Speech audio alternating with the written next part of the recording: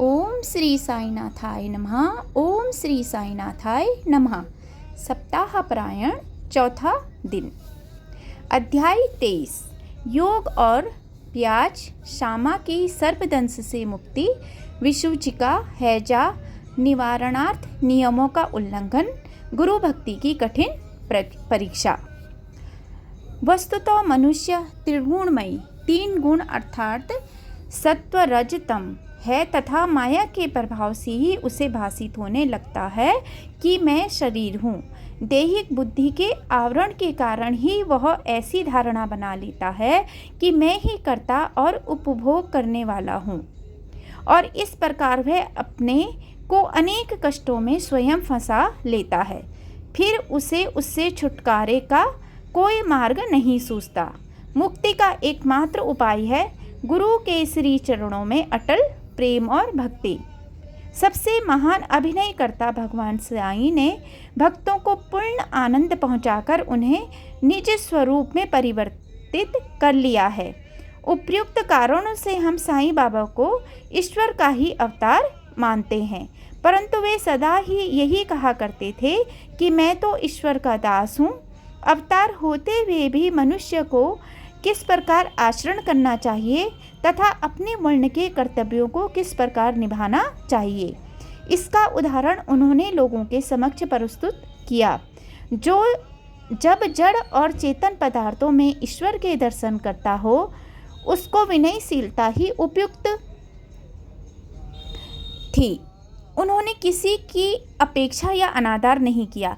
वे सब प्राणियों में भगवत दर्शन करते थे। उन्होंने यह कभी नहीं कहा कि मैं अनल हक सोहम हूँ। वे सदा यही कहा करते थे कि मैं तो यादे हक दसोहम हूँ। अल्लाह मालिक सदा उनके होंठों पर था। हम अन्य संतों से परिचित नहीं हैं और न हमें ज्ञात है कि वे किस प्रकार आचरण किया करते हैं अथवा उनकी दिनचर्या इत्यादि क्या है। इस कृपा से केवल हमें इतना ही ज्ञात है कि वे अज्ञान और बुद्धि जीवों के निमित्त स्वयं अवतीर्ण होते हैं। शुभ कर्मों के परिणाम स्वरूप ही हमें संतों की कथाएं और लीलाएं श्रवण करने की इच्छा उत्पन्न होती है, अन्यथा नहीं। अब हम मुख्य कथा पर आते हैं। योग और प्याज। एक समय कोई एक योगाभासी नाना साहेब चंदोरकर के साथ शिरडी आया। उसने पतंजलि योग सूत्र तथा योग शास्त्र के अन्य ग्रंथों का विशेष अध्ययन किया था, परंतु वह व्यावहारिक अनुभव से वंचित था। मन एकाग्र न हो सकने के कारण वह थोड़े समय के लिए भी समाधि न लगा सकता था। यदि साईं बाबा की कृपा प्राप्त हो जाए तो उनसे अधिक समय तक समाधि अवस्था प्राप्त करने की विधि ज्ञात हो जाएगी। इस विचार से वह शिरडी आया और अब मस्जिद में पहुंचा तो साईं बाबा को प्याज सहित रोटी खाती देख उसे ऐसे विचार आया कि यह कच्ची प्याज सहित सूखी रोटी खाने वाला व्यक्ति मेरी कठिनाइयों को किस प्रकार हल कर सकेगा। साईं बाबा अंतर्ज्ञान से उसका विचार जानकर तुरंत नाना साहब से बोले कि ओ नाना, जिसमें प्याज हजम करने की शक्ति है उसको ही उसे खाना चाहिए, अन्य को नहीं। इन शब्दों से अत्यंत विस्मित होकर योगी ने साईं चरणों में पूर्ण आत्मसमर्पण कर दिया। शुद्ध और निष्कपट भाव से अपनी कठिनाइयाँ बाबा के समक्ष प्रस्तुत करके उनसे उनका हल प्राप्त किया और इस प्रकार संतुष्ट और सुखी होकर बाबा के दर्शन और उदी लेकर वह शिरडी से चला गया। शामा के सर्पदंश से मुक्ति। कथा प्रारंभ करने से पूर्व हेमांत पंत जी लिखते हैं कि जीव की तुलना पालतू तोते से की जा सकती है, क्योंकि दोनों ही बुद्ध हैं, एक शरीर में तो दूसरा पिंजड़े में। दोनों ही अपनी वृद्धावस्था को श्रेष्ठकर समझते हैं, परंतु यदि हरि कृपा से उन्हें कोई उत्तम गुरु मिल जाए और वह उनके ज्ञान चक्षु खोलकर उन्हें बंधन मुक्त कर दे तो उनकी चेतना का स्तर उच्च हो जाता है, जिसकी तुलना में पूर्व संकीर्ण स्थिति सर्वथा तुच्छ ही थी। गत अध्याय में किस प्रकार श्री मिरिकर पर आने वाले संकट की पूर्व सूचना देकर उन्हें उनसे बचाया गया, इसका वर्णन किया जा चुका है। पाठक वृंद अब उसी कथा की एक और कथा श्रवण करें। एक बार शामा को विषधर सर्प ने उसके हाथ की उंगली में डस लिया। समस्त शरीर में विष का प्रसार हो जाने के कारण वे अत्यंत कष्ट का अनुभव करके क्रंदन करने लगे कि अब मेरा अंतकाल समीप आ गया है। उनके इष्ट मित्र उन्हें भगवान विरोबा वीरभद्र के पास ले जाना चाहते थे, जहां इस प्रकार की समस्त पीड़ाओं की योग्य चिकित्सा होती है। परंतु श्यामा मस्जिद की ओर ही दौड़े, अपने विरोबा वीरभद्र श्री साईं बाबा के पास। जब बाबा ने उन्हें दूर से आते देखा तो वे झिड़कने और गाली देने लगे। वे क्रोधित होकर बोले, अरे ओ नादान कृतज्ञ बम्मन, ऊपर मत चढ़, सावधान। यदि ऐसा किया तो और फिर गर्जन करते हुए बोले, हट दूर हट, नीचे उतर। श्री साईं बाबा को इस प्रकार अत्यंत क्रोधित देख श्यामा उलझन में पड़ गया और निराश होकर सोचने लगा कि केवल मस्जिद ही तो मेरा घर है और साईं बाबा मात्र असहायों के आश्रयदाता हैं, और जब वे ही इस प्रकार मुझे यहाँ से भगा रहे हैं तो अब किसकी शरण में जाऊँ। उसने अपने जीवन की आशा ही छोड़ दी और वहीं शांतिपूर्वक बैठ गया। थोड़े समय के पश्चात जब बाबा पूर्ववत शांत हुए तो श्यामा ऊपर आकर उनके समीप बैठ गया। तब बाबा बोले, डरो नहीं, तिल मात्र भी चिंता मत करो, दयालु फकीर तुम्हारी अवश्य रक्षा करेगा। घर जाकर शांति से बैठो और बाहर न निकलो। मुझ पर विश्वास कर निर्भय होकर चिंता त्याग दो। उन्हें घर भिजवाने के पश्चात ही पीछे से बाबा ने तात्या पाटिल और काका साहेब दीक्षित के द्वारा यह कहला भेजा कि वह इच्छानुसार भोजन करे, घर में टहले, लेटे नहीं और ना ही शयन करे। कहने की आवश्यकता नहीं कि आदेशों का अक्षरशः पालन किया गया और थोड़े समय में ही वे पूर्ण स्वस्थ हो गए। इस विषय में केवल यही बात स्मरण योग्य है कि बाबा के शब्द हट दूर हट नीचे उतर श्यामा को लक्ष्य करके नहीं कहे गए थे, जैसा कि ऊपर से प्रतीत होता है, वरन उस सांप और उसके विष के लिए ही यह आज्ञा थी, अर्थात श्यामा के शरीर में विष न फैलाने की आज्ञा थी। अन्य मंत्र शास्त्रों के विशेषज्ञों की तरह बाबा ने किसी मंत्र या मंत्रोक्त चावल या जल आदि का प्रयोग नहीं किया। इस कथा और इसी प्रकार की अन्य कथाओं को सुनकर साईं बाबा के चरणों में यह दृढ़ विश्वास हो जाएगा कि यदि माया मुक्त संसार को पार करना हो तो केवल श्री साईं चरणों का हृदय में ध्यान करो। हैजा महामारी विसूचिका। एक बार श्रीडी विसूचिका के प्रकोप से दहल उठी और ग्रामवासी भयभीत हो गए। उनका पारस्परिक संपर्क अन्य गांवों के लोगों से प्रायः समाप्त सा हो गया। तब गांव के पंचों ने एकत्रित होकर दो आदेश प्रसारित किए। पहला, लकड़ी की एक भी गाड़ी गांव में नहीं आनी चाहिए। दूसरा, कोई भी बकरे की बलि न दे। इन आदेशों का उल्लंघन करने वाले को मुखिया और पंचों द्वारा दंड दिया जाएगा। बाबा तो जानते ही थे कि यह सब केवल अंधविश्वास ही है और इसी कारण उन्होंने पंचों के आदेशों की कोई चिंता नहीं की। जब ये आदेश लागू थे तभी एक लकड़ी की गाड़ी गांव में आई। सबको ज्ञात था कि गांव में लकड़ी के अधिक अभाव है, फिर भी लोग उस गाड़ी वाले को भगाने लगे। यह समाचार कहीं से बाबा के पास पहुंचा। तब वे स्वयं वहां आए और गाड़ी वाले से गाड़ी मस्जिद में ले चलने को कहा। बाबा के विरुद्ध कोई भी चूट चपाट तक भी न कर सका। यथार्थ में उन्हें धुनी के लिए लकड़ियों की अत्यंत आवश्यकता थी और इसीलिए उन्होंने वह गाड़ी मोल ले ली। एक महान अग्निहोत्री की तरह उन्होंने जीवन भर धुनी को चैतन्य रखा। बाबा की धुनी दिन रात प्रज्वलित रहती और इसलिए वे लकड़ियां एकत्रित करके रखते थे। बाबा का घर अर्थात मस्जिद सबके लिए सदैव खुली थी। उसमें किसी ताले चाबी की आवश्यकता न थी। गांव के गरीब आदमी अपने उपयोग के लिए उसमें से लकड़ियां निकाल भी ले जाया करते थे, परंतु बाबा ने इस पर कभी कोई आपत्ति न की। बाबा तो संपूर्ण विश्व को ईश्वर से ओतप्रोत देखते थे, इसीलिए उनमें किसी के प्रति घृणा या शत्रुता की भावना न थी। पूर्ण विरक्त होते हुए भी उन्होंने एक साधारण गृहस्थ का उदाहरण लोगों के समक्ष प्रस्तुत किया। गुरु भक्ति की कठिन परीक्षा। अब देखिए, दूसरे आदेश की भी बाबा ने यही दशा की। वह आदेश लागू रहते समय कोई मस्जिद में एक बकरा लाया था। वह अत्यंत दुर्लभ, बूढ़ा और मरने ही वाला था। उस समय माले गांव के फकीर पीर मोहम्मद उर्फ बड़े बाबा भी उनके समीप ही खड़े थे। बाबा ने उन्हें बकरा काटकर बलि चढ़ाने को कहा। श्री साईं बाबा बड़े बाबा का आदर किया करते थे, इस कारण वे सदैव उनके दाहिनी ओर ही बैठा करते थे। सबसे पहले ही वे चिलम पीते और फिर बाबा को देते, बाद में अन्य भक्तों को। जब दोपहर को भोजन परोस दिया जाता तब बड़े बाबा को आदरपूर्वक बुलाकर अपनी दाहिनी ओर बिठाते और तब सब भोजन करते। बाबा के पास जो दक्षिणा एकत्रित होती उसमें से वे 50 रुपये प्रतिदिन बड़े बाबा को दे दिया करते थे। जब वे लौटते तो बाबा भी उनके साथ 100 कदम तक जाया करते थे। उनका इतना आदर होते हुए भी जब बाबा ने उनसे बकरा काटने को कहा तो उन्होंने अस्वीकार कर स्पष्ट शब्दों में कह दिया कि बलि चढ़ाना व्यर्थ ही है। तब बाबा ने सामा से बकरे की बलि के लिए कहा। वे राधा कृष्णा बाई के घर जाकर एक चाकू ले आए और उसे बाबा के सामने रख दिया। राधा कृष्णा माई को जब कारण का पता चला तो उन्होंने चाकू वापस मंगवा लिया। अब सामा दूसरा चाकू लाने के लिए गए किंतु बड़ी देर तक मस्जिद में न लौटे। तब काका साहेब दीक्षित की बारी आई। वह सोना सच्चा तो था परंतु उसको कसौटी पर भी कसना अत्यंत आवश्यक था। बाबा ने उनसे चाकू लाकर बकरा काटने को कहा। वे साठेवाड़े से एक चाकू ले आए और बाबा की आज्ञा मिलते ही काटने को तैयार हो गए। उन्होंने पवित्र ब्राह्मण वंश में जन्म लिया था और अपने जीवन में वे बलि कृत्य जानते ही न थे।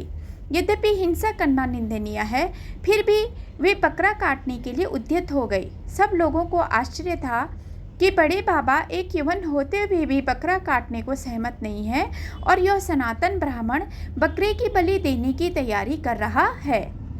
उन्होंने अपनी धोती ऊपर चढ़ा फेंटा कस लिया और चाकू लेकर हाथ ऊपर उठाकर बाबा की अंतिम आज्ञा की प्रतीक्षा करने लगे। बाबा बोले, ठहरो, तुम कितने दुष्ट हो, ब्राह्मण होकर तुम बकरे की बलि दे रहे हो।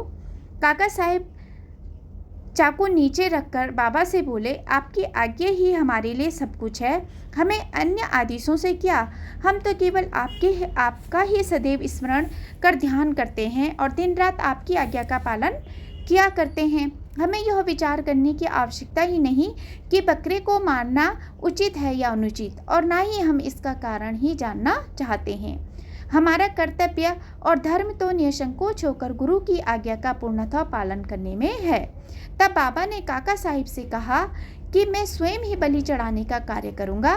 तब ऐसा निश्चय हुआ कि तकिए के पास जहां बहुत से फकीर बैठते हैं वहां चलकर इसकी बलि देनी चाहिए।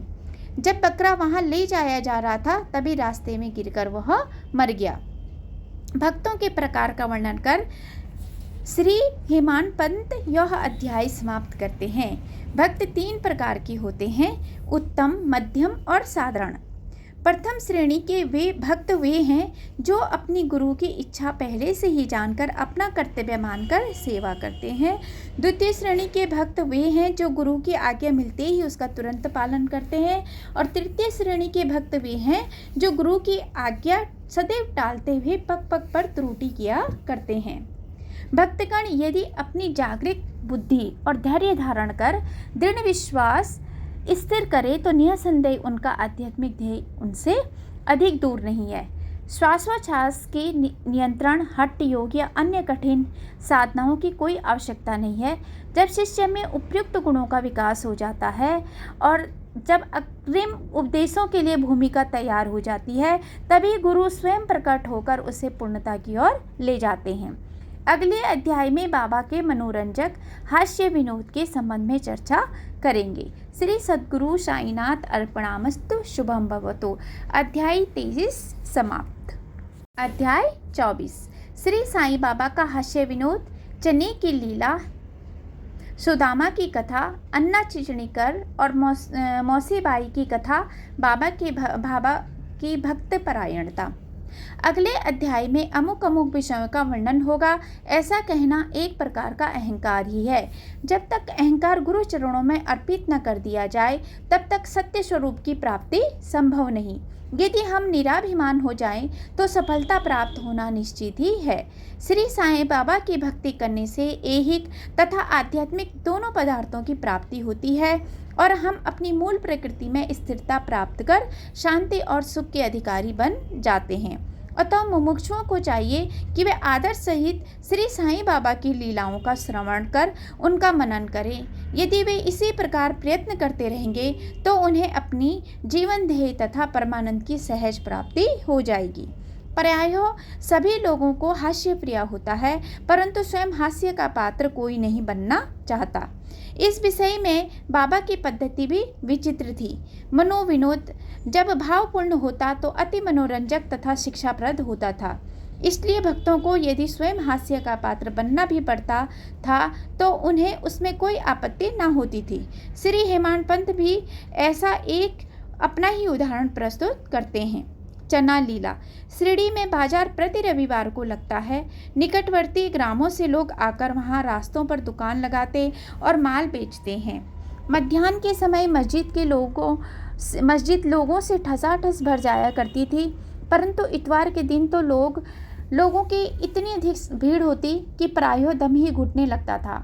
ऐसे ही एक रविवार के दिन श्री हेमाड पंत बाबा की चरण सेवा कर रहे थे।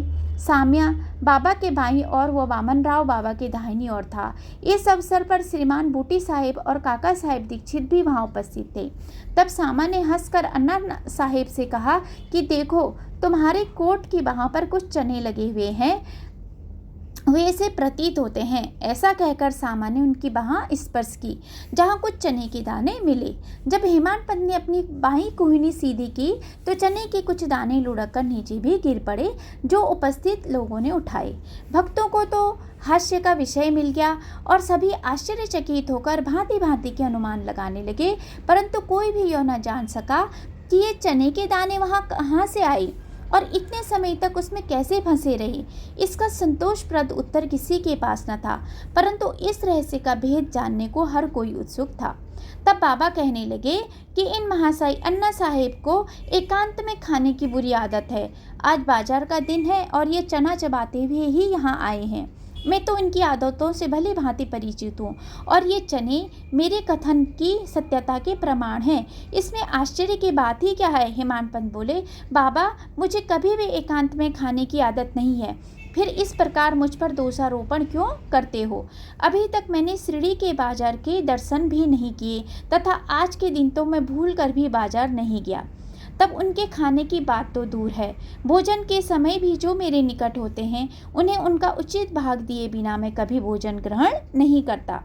बाबा, तुम्हारा कथन सत्य है, परंतु जब तुम्हारे समीप भी कोई न हो तो तुम या हम कर ही क्या सकते हैं? अच्छा बताओ, क्या भोजन करने से पूर्व तुम्हें कभी मेरी स्मृति भी आती है? क्या मैं सदैव तुम्हारे साथ नहीं हूँ? फिर क्या तुम पहले ही मुझे अर्पण कर भोजन किया करते हो? इस घटना द्वारा बाबा क्या शिक्षा प्रदान कर रहे हैं, थोड़ा इस ओर ध्यान देने की आवश्यकता है। इसका सारांश यह है कि इंद्रिया, मन और बुद्धि द्वारा पदार्थों का रसास्वादन करने के पूर्व बाबा का स्मरण करना चाहिए। उनका स्मरण ही अर्पण की एक विधि है। इंद्रियों विषय पदार्थों की चिंता किए बिना कभी नहीं रह सकती। इन पदार्थों को उपभोग से पूर्व ईश्वर अर्पण कर देने से उनकी आसक्ति स्वभावतः नष्ट हो जाती है। इसी प्रकार समस्त इच्छाएं, क्रोध और तृष्णा आदि कुप्रवृत्तियों को पहले ईश्वर अर्पण कर गुरु की ओर मोड़ देना चाहिए। यदि इसका नित्याभ्यास किया जाए तो परमेश्वर तुम्हारी कुप्रवृत्तियों के दमन में सहायक होंगे। विषयों के रसास्वादन के पूर्व जहाँ बाबा की उपस्थिति का ध्यान आवश्यक रखना चाहिए, तब विषय उपभोग के उपयुक्त है या नहीं, यह प्रश्न उपस्थित हो जाएगा और आचरण में सुधार होगा। इसके फलस्वरूप गुरु प्रेम में वृद्धि होकर शुद्ध ज्ञान की प्राप्ति होगी। जब इस प्रकार ज्ञान की वृद्धि होती है तो देहिक बुद्धि नष्ट हो चैतन्य घन में लीन हो जाती है। वस्तुतः गुरु और ईश्वर में कोई पृथकत्व नहीं है और जो उन्हें भिन्न समझता है वह तो निरा अज्ञानी है तथा उसे ईश्वर दर्शन होना भी दुर्लभ है। इसलिए समस्त भेदभाव को भूलकर गुरु और ईश्वर को अभिन्न समझना चाहिए। इस प्रकार गुरु सेवा करने से ईश्वर कृपा प्राप्त होना निश्चित ही है और तभी वे हमारा चित्त शुद्ध कर हमें आत्मानुभूति प्रदान करेंगे।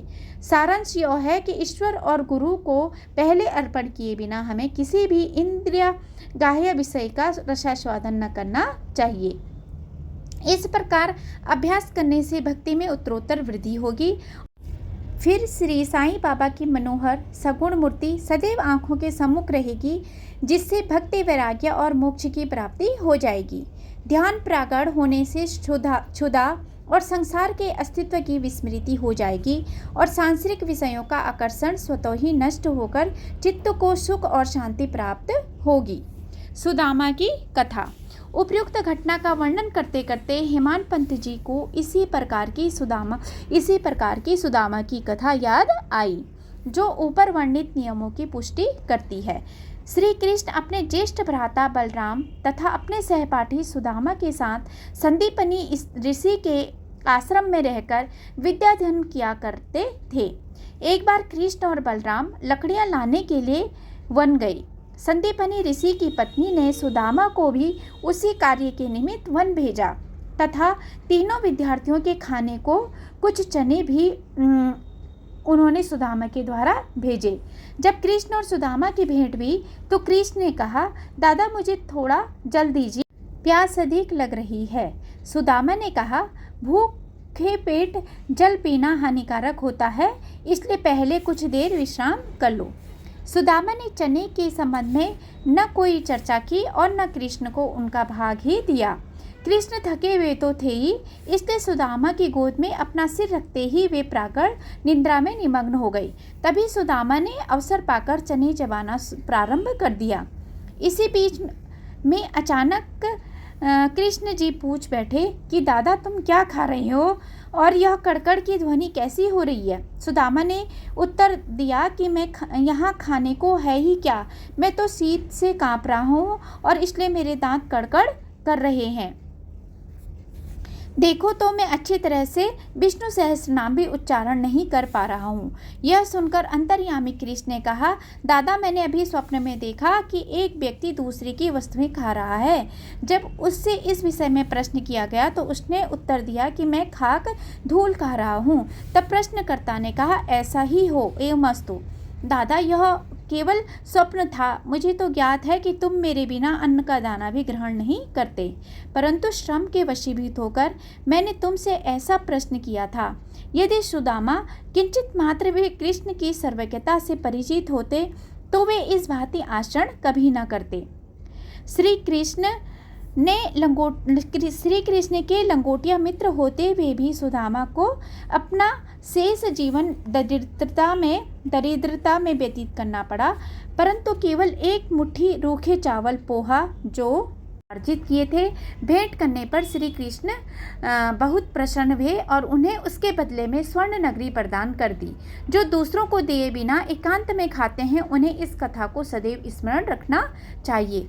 श्रुति भी इस मत का प्रतिपादन करती है कि ईश्वर को पहले अर्पण करें तथा उच्छिष्ट हो जाने के उपरांत ही उसे ग्रहण करें। यही शिक्षा बाबा ने हास्य के रूप में दी है। अन्ना चिंचड़ीकर और मौसीबाई। अब श्री हेमान पंत जी एक दूसरी हास्यपूर्ण कथा का वर्णन करते हैं जिसमें बाबा ने शांति स्थापना का कार्य किया है। दामोदर घनश्याम बाबरे उपनाम अन्ना चिंचड़ीकर बाबा के भक्त थे। वे सरल, सुदृढ़ और निर्भीक प्रकृति के व्यक्ति थे। वे निडरता पूर्वक स्पष्ट भाषण करते और व्यवहार में सदैव नगद नारायण से थे। यद्यपि व्यावहारिक दृष्टि से वे रूखे और असहिष्णु प्रतीत होते थे, परंतु अंतःकरण से कपटहीन और व्यवहार कुशल थे। इसी प्रकार बाबा उन्हें विशेष प्रेम करते थे। सभी भक्त अपनी अपनी इच्छानुसार बाबा के अंग अंग को दबा रहे थे। बाबा का हाथ कठड़े पर रखा हुआ था और दूसरी ओर एक वृद्ध विधवा उनकी सेवा कर रही थी जिनका नाम वेणुबाई कौजलगी था।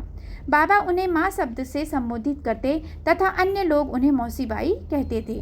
वे एक शुद्ध हृदय की वृद्ध महिला थी। वे उस समय दोनों हाथों की उंगलियां मिलाकर बाबा के शरीर को मसल रही थी। जब वे बलपूर्वक उनका पेट दबाती तो पेट और पीठ का प्रायो एकीकरण हो जाता था। बाबा भी इस दबाव के कारण यहाँ वहाँ सरक रहे थे। अन्ना दूसरी ओर सेवा में व्यस्त थे। मौसीबाई का सिर हाथों की परिचालन क्रिया के साथ नीचे ऊपर हो रहा था। जब इस प्रकार दोनों सेवा में जुटे थे तो अनायास ही मौसीबाई का मुख अन्ना के अति निकट आ गया। मौसीबाई विनोदी प्रकृति की होने के कारण ताना देकर बोली कि यह अन्ना बहुत बुरा व्यक्ति है और यह मेरा चुंबन करना चाहता है। इसके केस तो पक गए हैं, परंतु मेरा चुंबन करने में से तनिक भी लज्जा नहीं आती। यह सुनकर अन्ना क्रोधित होकर बोले, तुम कहती हो कि मैं एक वृद्ध और बुरा व्यक्ति हूँ। क्या मैं मूर्ख हूँ? तुम खुद ही छेड़खानी करके मुझसे झगड़ा कर रही हो। वहाँ उपस्थित सब लोग इस विवाद का आनंद ले रहे थे। बाबा का स्नेह तो दोनों पर था, इसलिए उन्होंने कुशलतापूर्वक विवाद का निपटारा कर दिया। वे प्रेम पूर्वक बोले, अरे अन्ना, व्यर्थ ही क्यों झगड़ रहे हो? मेरी समझ में नहीं आता कि माँ का चुंबन करने में दोष ही क्या है। बाबा के शब्दों को सुनकर दोनों शांत हो गए और सब उपस्थित लोग भी जी भरकर ठहाका मार मार कर बाबा के विनोद का आनंद लेने लगे। बाबा की भक्त परायणता। बाबा भक्तों को उनकी इच्छानुसार ही सेवा करने का मौका दिया करते थे और इस विषय में किसी प्रकार का हस्तक्षेप उन्हें सहन न था। एक अन्य अवसर पर मौसी बाई बाबा का पेट बलपूर्वक मसल रही थी, जिसे देखकर दर्शकगण व्यग्र होकर मौसी बाई से कहने लगे कि माँ, कृपा कर धीरे धीरे ही पेट दबाओ। इस प्रकार मसलने से तो बाबा की अंतड़ियाँ और नाड़ियाँ ही टूट जाएंगी। वे इतना कह भी न पाए थे कि बाबा अपने आसन से तुरंत उठ बैठे और अंगारे के समान लाल आंखें कर क्रोधित हो गई। साहस किसी था जो उन्हें रोके। उन्होंने दोनों हाथों से सटके का एक छोर पकड़ नाभि में लगाया और दूसरा छोर पास वाले खंभे को लगा के उसे पेट से धक्का देने लगे। सटका सोडा लगभग 2 या 3 फुट लंबा था। अब ऐसा प्रतीत होने लगा कि वह पेट में छिद्र कर प्रवेश कर जाएगा। लोग भयभीत हो उठे कि अब पेट फटने ही वाला है। अब बाबा अपने स्थान पर दृढ़ हो उसके अत्यंत समीप होते जा रहे थे और प्रति क्षण पेट फटने की आशंका हो रही थी। सभी किंकरते विमूढ़ हो रहे थे। वे आश्चर्यचकित और भयभीत हो ऐसे खड़े थे मानो गूंगों का समुदाय हो। यथार्थ में भक्तगण का संकेत मौसी बाई को केवल इतना ही था कि वे सहज रीति से सेवा करें। किसी की इच्छा बाबा को कष्ट पहुंचाने की न थी। भक्तों ने तो यह कार्य केवल सद्भावना से प्रेरित होकर ही किया था, परंतु बाबा तो अपने कार्य में किसी का हस्तक्षेप कणमात्र भी न होने देना चाहते थे। भक्तों को आश्चर्य हो रहा था कि शुभ भावना से प्रेरित कार्य दुर्गति में परिणित हो गया और वे केवल दर्शक बने रहने के अतिरिक्त और कर ही क्या सकते थे। भाग्यवश बाबा का क्रोध शांत हो गया और सटका छोड़कर वे पुनः आसन पर विराजमान हो गए। ऐसी घटना से भक्तों ने शिक्षा ग्रहण की, अब दूसरों के कार्यों में कभी हस्तक्षेप न करेंगे और सबको उनकी आज्ञा अनुसार ही बाबा की सेवा करने देंगे। केवल बाबा की ही सेवा का मूल्य आंकने में समर्थ थे। श्री सद्गुरु साईनाथ अर्पणामस्तु। शुभम भवतु। अध्याय 24 समाप्त। अध्याय 25 दामू अन्ना कासार अहमदनगर के रुई और अनाज के सौदे। आम्रलीला प्रार्थना। जो अकारण ही सभी पर दया करते हैं तथा समस्त प्राणियों के जीवन व आश्रयदाता हैं, जो पर ब्रह्मा के पूर्ण अवतार हैं, ऐसे अहेतुक दया सिंधु और महान योगी राज के चरणों में साष्टांग प्रणाम कर अब हम यह अध्याय आरंभ करते हैं। श्री साईं की जय हो। वे संत चूड़ामणि समस्त शुभ कार्यों के उद्गम स्थान और हमारे आत्माराम तथा भक्तों के आश्रयदाता हैं। हम उन साईनाथ की चरण वंदना करते हैं जिन्होंने अपने जीवन का अंतिम ध्येय प्राप्त कर लिया है। श्री साईं बाबा की अनिर्वचनीय प्रेम स्वरूप है। हमें तो केवल उनके चरण कमलों में दृढ़ भक्ति ही रखनी चाहिए। जब भक्त का विश्वास दृढ़ और भक्ति परिपक्व हो जाती है तो उसका मनोरथ भी शीघ्र ही सफल हो जाता है। जब हेमान पंत को साईं चरित तथा साईं लीलाओं के रचने की तीव्र उत्कंठा हुई तो बाबा ने तुरंत ही वह पूर्ण कर दी। जब उन्होंने स्मृति पत्र इत्यादि रखने की आज्ञा हुई तो हेमान पंत में स्फूर्ति, बुद्धिमता, शक्ति तथा कार्य करने की क्षमता स्वयं ही आ गई। वे कहते हैं कि मैं इस कार्य के सर्वदा अयोग्य होते हुए भी श्री साईं के शुभ आशीर्वाद से इस कठिन कार्य को पूर्ण करने में समर्थ हो सका। फलस्वरूप यह ग्रंथ श्री साईं सचरित्र आप लोगों को उपलब्ध हो सका, जो एक निर्मल स्रोत या चंद्रकांत मणि के सदृश ही है, जिसमें से सदैव साईं लीला रूपी अमृत जरा करता है, ताकि पाठकगण जी भरकर उसका पान करें। जब भक्त पूर्ण अंतःकरण से श्री साईं बाबा की भक्ति करने लगता है तो बाबा उसके समस्त कष्टों और दुर्भाग्यों को दूर कर स्वयं उसकी रक्षा करने लगते हैं। अहमदनगर के श्री दामोदर सांवल राम रास ने कासर के निम्नलिखित कथा उपयुक्त कथन का पुष्टि करती है। दामू अन्ना। पाठकों को स्मरण होगा कि इन महाशय का प्रसंग 6वें अध्याय में शिरडी के रामनवमी उत्सव के प्रसंग में आ चुका है। ये लगभग सन 1894 में शिरडी पधारे थे, जबकि रामनवमी उत्सव का प्रारंभ ही हुआ था और उसी समय से वे एक जरीदार बढ़िया ध्वज इस अवसर पर भेंट करते तथा वहां एकत्रित गरीब भिक्षुओं को भोजन आदि कराया करते थे। दामू अन्ना के सौदे। रुई का सौदा। दामू अन्ना को बम्बई से उनके एक मित्र ने लिखा कि वह उनके साथ साझेदारी में रुई का सौदा करना चाहते हैं, जिसमें लगभग 2 लाख रुपयों का लाभ होने की आशा है। सन 1936 में नरसिंह स्वामी को दिए गए एक वक्तव्य में दामू अन्ना ने बतलाया कि रुई के सौदे का यह प्रस्ताव बम्बई के एक दलाल ने उनसे किया था, जो कि साझेदारी से हाथ खींचकर मुझ पर ही सारा भार छोड़ने वाला था।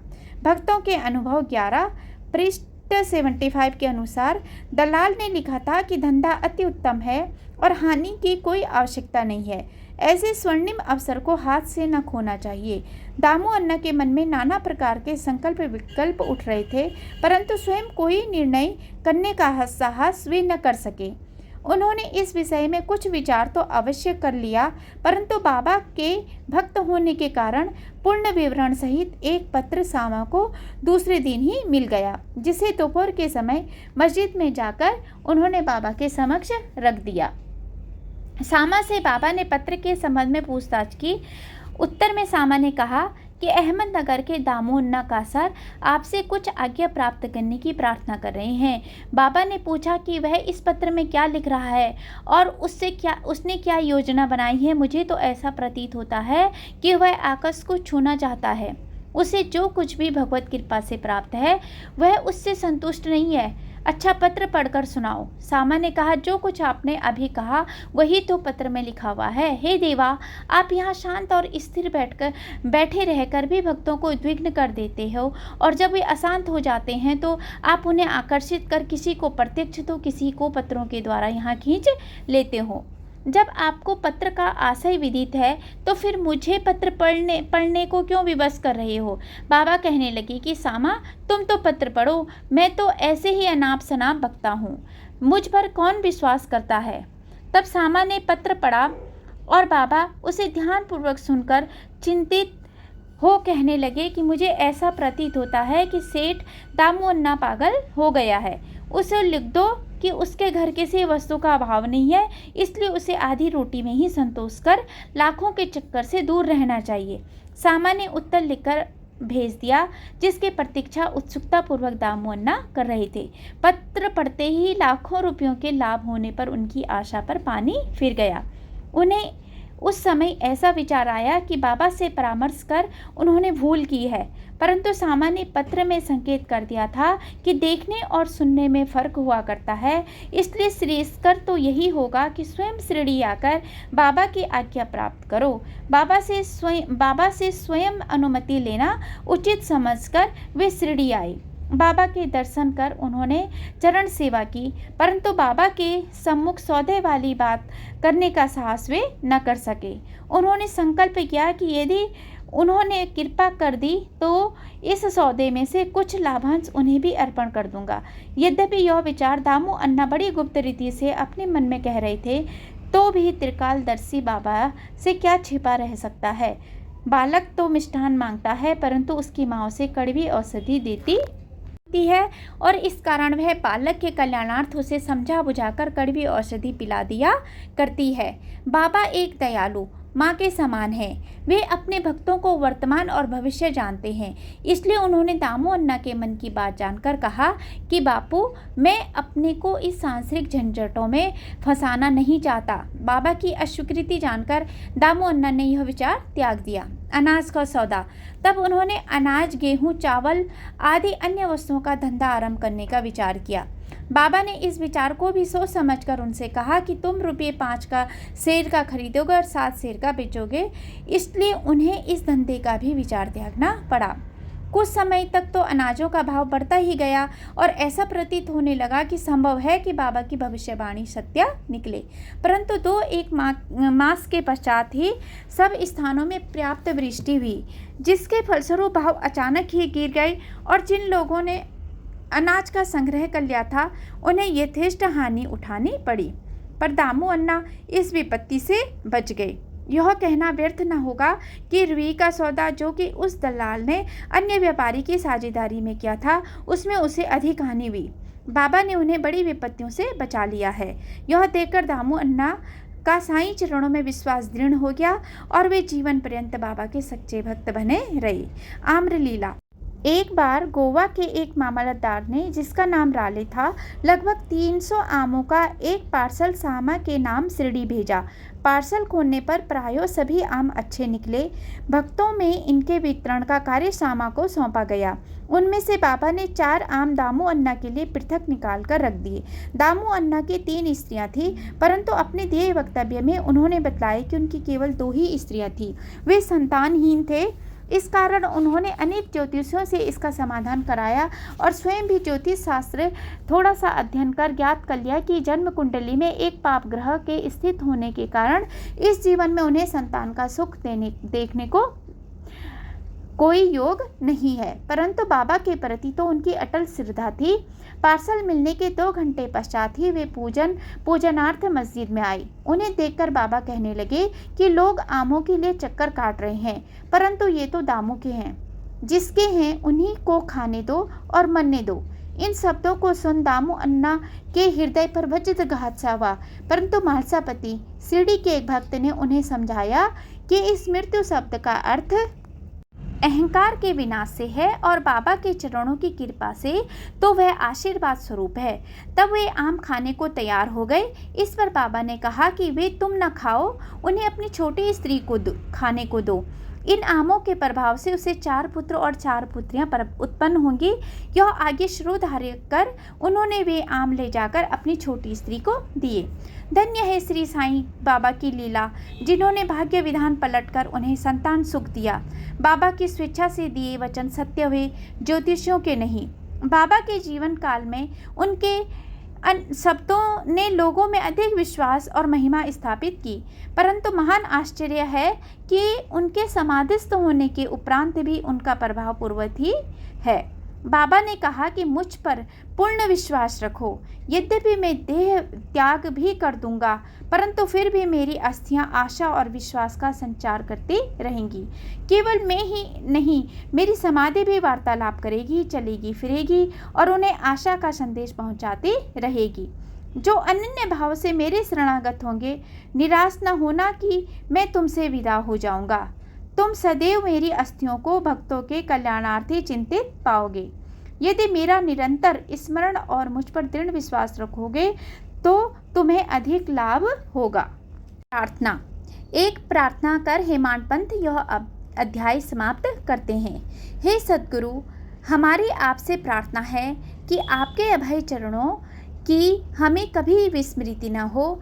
आपके श्री चरण कभी भी हमारी दृष्टि से ओझल न हो।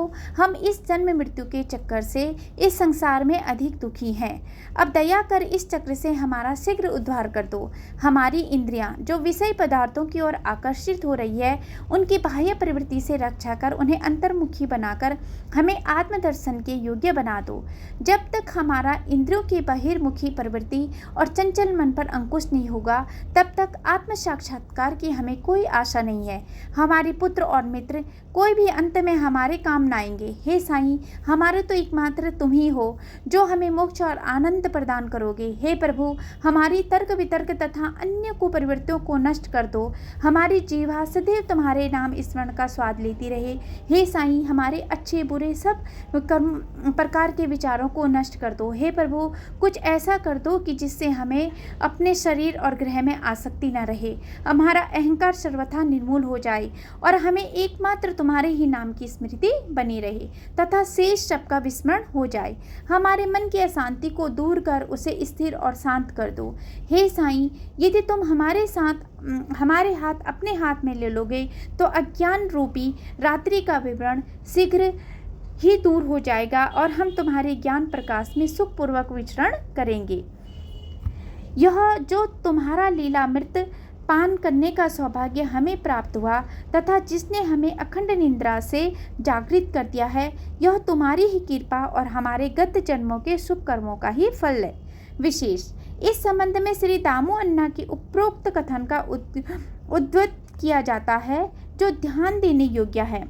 एक समय में जब अन्य लोगों सहित बाबा के श्री चरणों के समीप बैठा था तो मेरे मन में 2 प्रश्न उठे। उन्होंने उनका उत्तर इस प्रकार दिया। पहला, जो जन समुदाय श्री साईं के दर्शनार्थ शिरडी आता है तो क्या उन सभी को लाभ पहुंचता है? इसका उन्होंने उत्तर दिया कि बौर लगे आम वृक्ष की ओर देखो। यदि सभी बौर फल बन जाए तो आमों की गणना भी न हो सकेगी, परंतु क्या ऐसा होता है?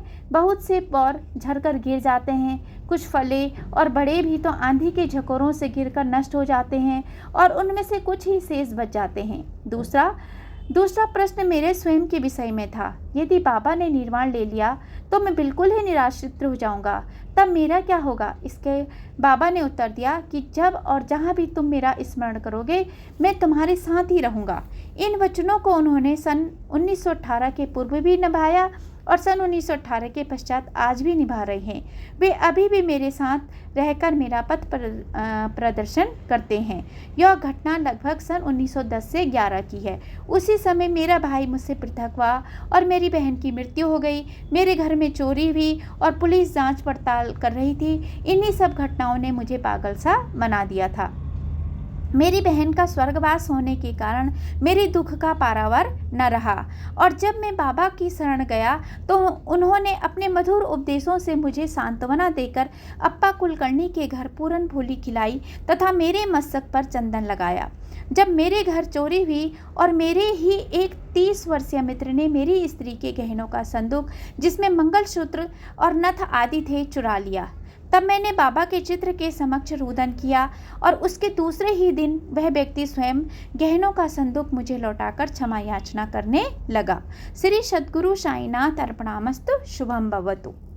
अध्याय 25 समाप्त। अध्याय 26 भक्त पंत हरिश्चंद्र पितले गोपाल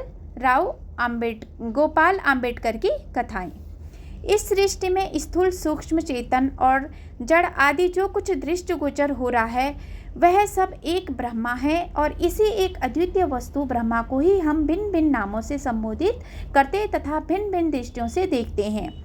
जिस प्रकार अंधेरे में पड़ी हुई एक रस्सी या हार को हम ब्रह्म व सर्प समझ लेते हैं, उसी प्रकार हम समस्त पदार्थों के केवल बाह्य स्वरूप को ही देखते हैं, न कि उनके सत्य स्वरूप को। एकमात्र सद्गुरु ही हमारी दृष्टि से माया का आवरण दूर कर हमें वस्तुओं के सत्य स्वरूप का यथार्थ में दर्शन करा देने में समर्थ हैं। इसलिए आओ हम श्री सद्गुरु साईं नाथ महाराज की उपासना कर उनसे सत्य का दर्शन कराने की प्रार्थना करें, जो कि ईश्वर के अतिरिक्त और कुछ भी नहीं है। आंतरिक पूजा। श्री हेमान पंत जी उपासना की एक सर्वथा नवीन पद्धति बताते हैं। वे कहते हैं कि सद्गुरु के पाद प्रक्षालन के निमित्त आनंद अश्रु के उष्ण जल का उपयोग करो, उन्हें सत्य प्रेम रूपी चंदन का लेप कर दृढ़ विश्वास रूपी वस्त्र पहनाओ तथा कोमल और एकाग्र चित्त रूपी फल उन्हें अर्पित करो।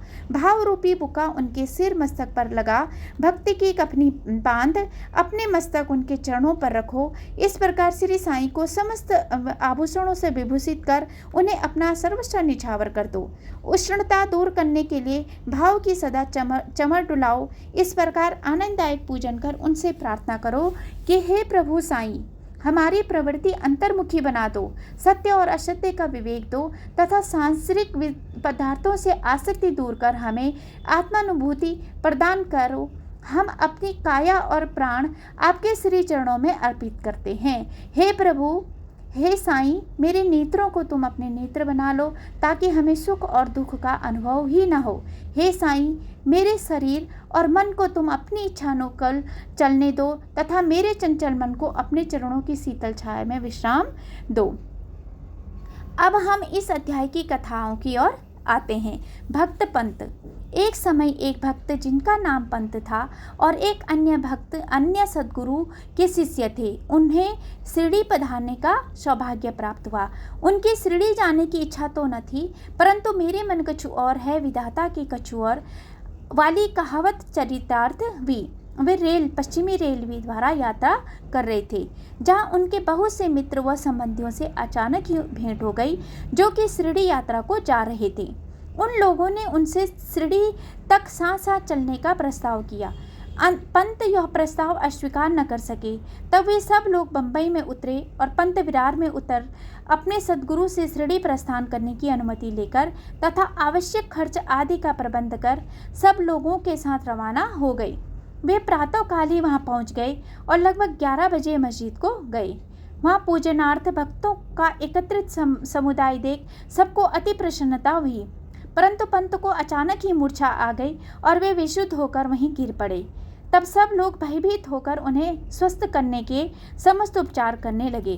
बाबा की कृपा से और मस्तक पर जल के छींटे देने से वे स्वस्थ हो गए और ऐसे उठ बैठे जैसे कि कोई नींद से जगा हो।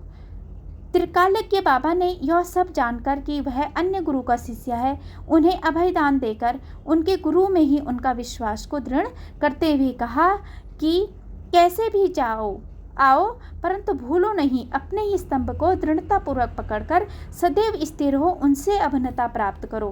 पंत तुरंत इन शब्दों का आशय समझ गए और उन्हें उसी समय अपने सद्गुरु की स्मृति हो आई। उन्हें बाबा के इस अनुग्रह की जीवन भर स्मृति बनी रही। श्री हरिश्चंद्र पितले। बंबई में एक हरिश्चंद्र पितले नामक सद्गृहस्थ थे। उनका पुत्र मिर्गी रोग से पीड़ित था। उन्होंने अनेक प्रकार की देशी व विदेशी चिकित्साएं कराई, परंतु उनसे कोई लाभ न हुआ। अब केवल यही उपाय शेष रह गया था कि किसी संत के चरण कमलों की शरण ली जाए। 15वें अध्याय में बतलाया जा चुका है कि श्री दासगणों के सुमधुर कीर्तन से श्री साईं बाबा की कीर्ति बंबई में अधिक फैल चुकी थी।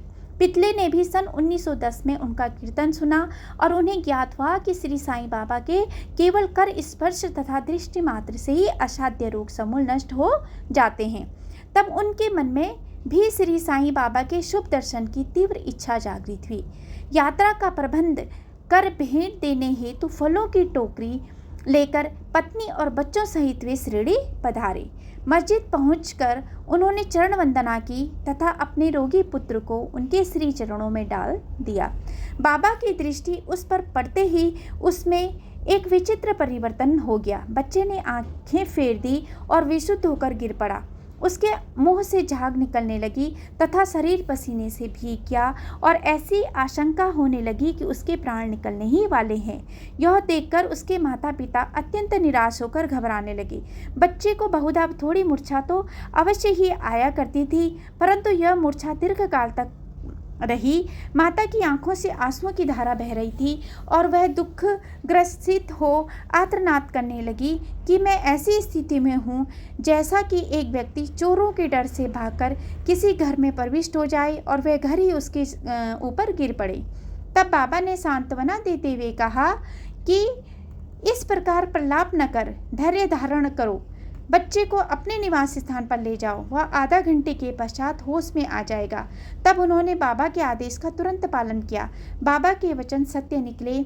जैसे ही उसे वाड़े में लाए कि बच्चा स्वस्थ हो गया और पितले परिवार, पति पत्नी व अन्य सब लोगों को महान आश्चर्य हुआ और उनका संदेश दूर हो गया। श्री पितले अपनी धर्म पत्नी सहित बाबा के दर्शनों को आए और अति विनम्र होकर आदर पूर्वक चरण वंदना कर पाद सेवन करने लगे। मन ही मन वे बाबा को धन्यवाद दे रहे थे। तब बाबा ने मुस्कुराते हुए कहा कि क्या तुम्हारे समस्त विचार और शंकाएं मिट गई? उन्होंने विश्वास और धैर्य जिन्हें विश्वास और धैर्य है, उनकी रक्षा श्री हरि अवश्य करेंगे। श्री पतले एक धनाढ्य व्यक्ति थे, इसलिए उन्होंने अधिक मात्रा में मिठाई बांटी और उत्तम फल तथा पान बीड़े बाबा को भेंट किए। श्रीमती पितले सात्विक वृत्ति की महिला थी। वे एक स्थान पर बैठकर बाबा की ओर प्रेमपूर्ण दृष्टि से निहारा करती थी। उनकी आंखों से प्रसन्नता के आंसू गिरते थे। उनका मृदु और सरल स्वभाव देखकर बाबा अति प्रसन्न हुए। ईश्वर के समान ही संत भी भक्तों के अधीन है। जो उनकी शरण में जाकर उसका अनन्य भाव से पूजन करते हैं, उनकी रक्षा संत करते हैं। शिरडी में कुछ दिन सुखपूर्वक व्यतीत कर पितले परिवार ने बाबा के समीप मस्जिद में जाकर और चरण वंदना कर शिरडी से प्रस्थान करने की अनुमति मांगी। बाबा ने उन्हें उदी देकर आशीर्वाद दिया। पितले को पास बुलाकर वे कहने लगे, बापू, पहले मैंने तुम्हें 2 रुपये दिए थे और अब मैं तुम्हें 3 रुपये देता हूँ। इन्हें अपने पूजा घर में रख कर नित्य इनका पूजन करो, इससे तुम्हारा कल्याण होगा। श्री पितले ने उन्हें प्रसाद स्वरूप ग्रहण कर बाबा को पुनः साष्टांग प्रणाम किया तथा आशीष के लिए प्रार्थना की। उन्हें यह विचार भी आया कि प्रथम अवसर होने के कारण मैं इसका अर्थ समझने में असमर्थ हूँ कि वे 2 रुपये मुझे पहले कब दिए गए। वे इस बात का स्पष्टीकरण चाहते थे, परंतु बाबा मौन ही रहे। बम्बई पहुंचने पर उन्होंने अपनी वृद्ध माता को शिरडी की विस्तृत वार्ता सुनाई और उन 2 रुपयों की समस्या भी उनसे कही। उनकी माता को भी पहले पहल तो कुछ समझ में नहीं आया, परंतु पूरी तरह विचार करने पर उन्हें एक पुरानी घटना की स्मृति हो आई, जिसने यह समस्या हल कर दी। उनकी वृद्ध माता कहने लगी, जिस प्रकार तुम अपने पुत्र को लेकर श्री साईं बाबा के तुम्हें लेकर तुम्हारे पिता अनेक वर्षों पहले अक्कलकोट महाराज के दर्शन के लिए गए थे। महाराज पूर्ण सिद्ध योगी, त्रिकालज्ञ और बड़े उदार थे। तुम्हारे पिता परम भक्त थे, इस कारण उनकी पूजा स्वीकार हुई। तब महाराज ने उन्हें पूजन के लिए 2 रुपये दिए थे, जिनकी उन्होंने जीवन प्रयत्न पूजा की। उनके पश्चात उनकी पूजा यथाविधि न हो सकी और वे रुपये खो गए। कुछ दिनों के उपरांत उनकी पुण्य विस्मृति भी हो गई। तुम्हारा सौभाग्य धन्य है जो श्री अक्कलकोट महाराज ने साईं रूप में तुम्हें अपने कर्तव्यों और पूजन की स्मृति कराकर आपत्तियों से मुक्त कर दिया है। अब भविष्य में जागरूक रहकर समस्त शंकाएं और सोच विचार छोड़कर अपने पूर्वजों को स्मरण कर रिवाजों के अनुसरण कर उत्तम प्रकार का आचरण अपनाओ। अपने कुलदेव तथा इन रुपयों की पूजा कर उनका यथार्थ स्वरूप को समझो और संतों का आशीर्वाद ग्रहण करने में गर्व मानो। श्री साईं समर्थ ने दया कर तुम्हारे हृदय में भक्ति का बीजारोपण कर दिया है और अब तुम्हारा कर्तव्य है कि तुम उसकी वृद्धि करो। माता के मधुर वचनामृत का पान कर श्री पितले को अत्यंत हर्ष हुआ। उन्हें बाबा की सर्वकालिकता विदित हो गई और उनके श्री दर्शन का भी महत्व ज्ञात हो गया। इसके पश्चात वे अपने व्यवहार में अधिक सावधान हो गए। श्री आम्बेडकर पुणे के श्री गोपाल नारायण आम्बेडकर बाबा के परम भक्तों में से एक थे, जो ठाणे जिला और जवाहर स्टेट के आबकारी विभाग में 10 वर्षों से कार्य करते थे। वहां से सेवानिवृत्ति होने पर उन्होंने अन्य नौकरी ढूंढ ली, परंतु वे सफल न हुए। तब उन्हें दुर्भाग्य ने चारों ओर से घेर लिया, जिससे उनकी आर्थिक स्थिति और भी अधिक दयनीय हो गई। ऐसी परिस्थिति में उन्होंने 7 वर्ष व्यतीत किए। वे प्रति वर्ष शिरडी जाते और अपनी दुखदायी कथा वार्ता बाबा को सुनाया करते थे। सन 1916 में तो उनकी स्थिति और भी अधिक चिंताजनक हो गई। तब उन्होंने शिरडी जाकर आत्महत्या करने की ठानी। इसलिए वे अपनी पत्नी को साथ लेकर शिरडी आए और वहाँ 2 मास तक ठहरे। एक रात्रि को दीक्षितवाड़े के सामने एक बैलगाड़ी पर बैठे बैठे उन्होंने कुएं में कूदकर प्राण त्यागने का निश्चय किया। वहीं समीप ही एक भोजनालय के मालिक श्री सगुण मेरू नायक ठीक उसी समय बाहर आकर उनसे इस प्रकार वार्तालाप करने लगी कि क्या आपने कभी श्री अक्कलकोट महाराज की जीवनी पढ़ी? सगुण से पुस्तक लेकर उन्होंने पढ़ना प्रारंभ किया। पुस्तक पढ़ते पढ़ते वे एक ऐसी कथा पर पहुँचे जो इस प्रकार की थी। अक्कलकोट महाराज के जीवन काल में एक व्यक्ति असाध्य रोग से पीड़ित था। जब वह किसी प्रकार भी कष्ट सहन ना सका तो वह बिल्कुल निराश हो गया और रात्रि को कुएं में कूद पड़ा। तत्क्षण ही महाराज वहां पहुंच गए और उन्होंने स्वयं अपने हाथों से उसे बाहर निकाला। वे उसे समझाने लगे कि तुम्हें अपने शुभ अशुभ कर्मों का फल अवश्य ही भोगना चाहिए। यदि तुम भोग अपूर्ण रह गया तो पूर्व जन्म धारण करना पड़ेगा। इसलिए मृत्यु से यह श्रेष्ठकर है कि कुछ काल तक उन्हें सहन कर पूर्व जन्मों के कर्मों का भोग समाप्त कर सदैव के लिए मुक्त हो जाओ। यह सामयिक और उपयुक्त कथा पढ़कर आम्बेडकर को महान आश्चर्य हुआ और वे द्रवित हो गए। यदि इस कथा द्वारा उन्हें बाबा का संकेत प्राप्त न होता तो अभी तक उनका प्राणांत हो ही गया होता। बाबा की व्यापकता और दयालुता देखकर उनका विश्वास दृढ़ हो गया और वे बाबा के परम भक्त बन गई। उनके पिता श्री अक्कलकोट महाराज के शिष्य थे और बाबा की इच्छा भी उन्हीं के पद चिन्हों का अनुसरण कराने की थी। बाबा ने उन्हें आशीर्वाद दिया और अब उनका भाग्य चमक उठा। उन्होंने ज्योतिष शास्त्र के अध्ययन में निपुणता प्राप्त कर उसमें बहुत उन्नति कर ली और बहुत सा धन अर्जित कर के अपने शेष जीवन सुख और शांतिपूर्वक व्यतीत किया। श्री सद्गुरु साईनाथ अर्पणामस्तु। शुभम भवतु। अध्याय 26 समाप्त। अध्याय 27 भागवत और विष्णु सहस्रनाम प्रदान कर अनुग्रहित करना। गीता रहस्य दादा साहेब खारपटे। इस अध्याय में बतलाया गया है कि श्री साईं बाबा ने किस प्रकार धार्मिक ग्रंथों को कर स्पर्श कर अपने भक्तों को पारायण करने के लिए देकर अनुग्रहित किया तथा और भी अन्य घटनाओं का उल्लेख किया गया है। जनसाधारण का ऐसा विश्वास है कि समुद्र में स्नान कर लेने से ही समस्त तीर्थों तथा पवित्र नदियों में स्नान करने का पुण्य प्राप्त हो जाता है। ठीक इसी प्रकार सद्गुरु के चरणों का आश्रय लेने मात्र से तीनों शक्तियों ब्रह्मा विष्णु और महेश और परब्रह्मा को नमन करने का श्रेय सहज ही प्राप्त हो जाता है। श्री सच्चिदानंद साईं महाराज तो भक्तों के लिए कल्पतरु दया के सागर और आत्मानुभूति देने वाले हैं। हे साईं, तुम अपनी कथाओं के श्रवण में मेरी श्रद्धा जागृत कर दो। घनघोर वर्षा ऋतु में जिस प्रकार चातक पक्षी स्वाति नक्षत्र की केवल एक बूंद का पान कर प्रसन्न हो जाता है, उसी प्रकार अपनी कथाओं के सार सिंधु से प्रकटित एक जल कण का सहसांश दे दो, जिससे पाठकों और श्रोताओं के हृदय तृप्त होकर प्रसन्नता से भरपूर हो जाएं। शरीर से स्वेद प्रभावित होने लगे, आंसुओं से नेत्र परिपूर्ण हो जाए, प्राण स्थिरता पाकर चित्त एकाग्र हो जाए और पल पल पर रोमांच उठे, ऐसा सात्विक भाव सभी में जागृत कर दो। पारस्परिक वैमनस्य तथा वर्ग अपवर्ग का भेदभाव नष्ट कर दो, जिससे वे तुम्हारी भक्ति में सिसकें, बिलखें और कंपित हो उठे। यदि ये सब भाव उत्पन्न होने लगे तो इसे गुरु कृपा के लक्षण जानो। इन भावों को अंतःकरण में उदित देखकर गुरु प्रत्यक्ष अत्यंत प्रसन्न होकर तुम्हें आत्मानुभूति की ओर अग्रसर करेंगे। माया से मुक्त होने का एकमात्र सहज उपाय अनन्य भाव से केवल श्री साईं बाबा की शरण जाना ही है। वेद वेदांत भी माया रूपी सागर से पार नहीं उतार सकते। यह कार्य तो केवल सद्गुरु द्वारा ही संभव है। समस्त प्राणियों और भूतों में ईश्वर दर्शन करने के योग्य बनाने की क्षमता केवल उन्हीं में है। पवित्र ग्रंथों का प्रदान। गत अध्याय में बाबा की उपदेश शैली की नवीनता ज्ञात हो चुकी है। इस अध्याय में उसके केवल एक उदाहरण का ही वर्णन करेंगे। भक्तों को जिस ग्रंथ विशेष का पारायण करना होता था उसे वे बाबा के कर कमलों में भेंट कर देते थे, और यदि बाबा उसे अपने कर कमलों से स्पर्श कर लौटा देते तो वे उसे स्वीकार कर लेते थे। उनकी ऐसी भावना हो जाती थी कि ऐसे ग्रंथ का यदि नित्य पठन किया जाए तो बाबा सदैव उनके साथ ही होंगे। एक बार काका महाजनी श्री एकानथी भागवत लेकर शिरडी आए।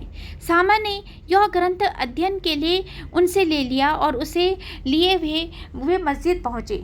तब बाबा ने वह ग्रंथ सामा से ले लिया और उन्होंने उसे स्पर्श कर कुछ विशेष पृष्ठों को देखकर उसे संभाल कर रखने की आज्ञा देकर वापस लौटा दिया।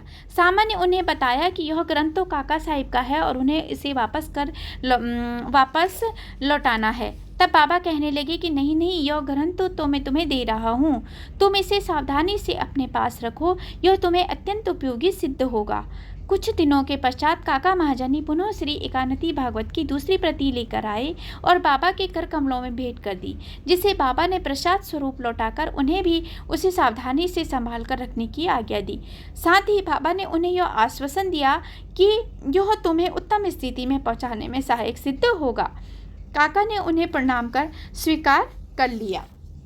सामा और विष्णु सहस्त्रनाम। सामा बाबा के अंतरंग भक्त थे, इस कारण बाबा उन्हें विष्णु सहस्रनाम प्रसाद रूप में देने की कृपा करना चाहते थे। तभी एक रामदासी आकर कुछ दिन श्रेणी में ठहरा। वह नित्य नियम अनुसार प्रातःकाल उठता और हाथ मुंह धोने के पश्चात स्नान कर भगवा वस्त्र धारण करता तथा शरीर पर भस्म लगाकर विष्णु सहस्रनाम का जाप किया करता था और बहुधा इन्हीं ग्रंथों को भी पढ़ा करता था। कुछ दिनों के पश्चात बाबा ने सामा को भी विष्णु सहस्रनाम से परिचित कराने का विचार कर रामदासी को अपने समीप विष्णु सहस्रनाम से परिचित कराने का विचार कर रामदासी को अपने समीप बुलाकर उससे कहा कि मेरे उदर में अत्यंत पीड़ा हो रही है और जब तक मैं सोनामुखी का सेवन न करूंगा तब तक मेरा कष्ट दूर नहीं होगा। तब रामदासी ने अपना पाठ स्थगित कर दिया और वह औषधि लाने के लिए बाजार चला गया।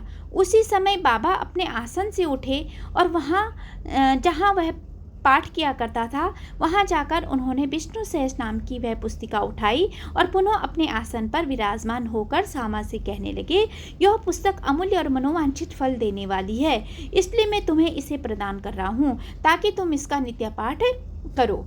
एक बार जब मैं बहुत रुग्ण था तो मेरे हृदय धड़कने लगा, मेरे प्राण पखेरु उड़ना ही चाहते थे कि उसी समय मैंने इस सदग्रंथ को अपने हृदय पर रख लिया। कैसा सुख पहुंचाया इसने। उस समय मुझे ऐसा ही भान हुआ मानो अल्लाह ने स्वयं ही पृथ्वी पर आकर मेरी रक्षा की। इस कारण यह ग्रंथ मैं तुम्हें दे रहा हूँ, इसे थोड़ा धीरे धीरे कम से कम एक श्लोक प्रतिदिन अवश्य पढ़ना, जिससे तुम्हारा बहुत भला होगा। तब सामा कहने लगा कि मुझे इस ग्रंथ की आवश्यकता नहीं, क्योंकि इसका स्वामी रामदासी अति क्रोधी व्यक्ति है जो व्यर्थ ही अभी आकर लड़ने को तैयार हो जाएगा।